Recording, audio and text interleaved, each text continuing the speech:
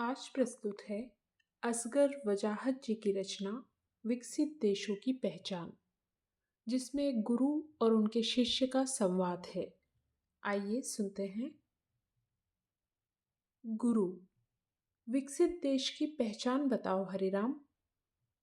हरिराम, विकसित देश कपड़ा नहीं बनाते गुरुदेव। तब वे क्या बनाते हैं? वे हथियार बनाते हैं। तब वे अपना नंगापन कैसे ढकते हैं? हथियारों से उनकी नंगाई ढक जाती है।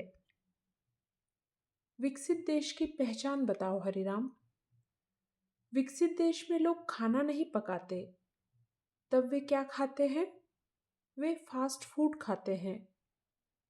हमारे खाने और फास्ट फूड में क्या अंतर है? हम खाने के पास जाते हैं और फास्ट फूड खाने वाले के पास दौड़ता हुआ आता है। हरिराम, विकसित देश की पहचान बताओ। विकसित देशों में बच्चे नहीं पैदा होते। तब वहाँ कौन पैदा होते हैं? वहाँ जवान लोग पैदा होते हैं, जो पैदा होते ही काम करना शुरू कर देते हैं। विकसित देश की पहचान बताओ हरिराम। विकसित देशों में सच्चा लोकतंत्र है। कैसे हरिराम? क्योंकि वहाँ केवल 2 राजनीतिक दल होते हैं। तीसरा क्यों नहीं होता? तीसरा होने से सच्चा लोकतंत्र समाप्त हो जाता है। विकसित देश की पहचान बताओ हरिराम। विकसित देशों में आदमी जानवरों से बड़ा प्यार करते हैं। क्यों? क्योंकि जानवर आदमियों से बड़ा प्यार करते हैं। क्यों नहीं वहाँ आदमी आदमियों से और जानवरों से प्यार करते हैं? क्योंकि विकसित देशों में आदमियों को आदमी और जानवरों को जानवर नहीं मिलते। विकसित देश की कोई पहचान बताओ हरिराम।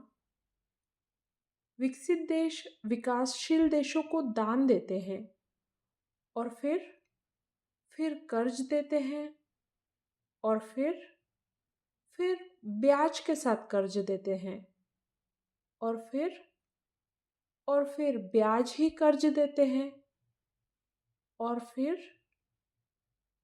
फिर विकसित देशों को विकसित मान लेते हैं।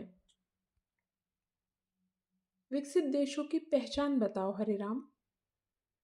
विकसित देशों में बूढ़े अलग रहते हैं और जवान वे भी अलग रहते हैं और अधेड़ वे भी अलग रहते हैं। तब वहाँ साथ साथ कौन रहता है? सब अपने अपने साथ रहते हैं।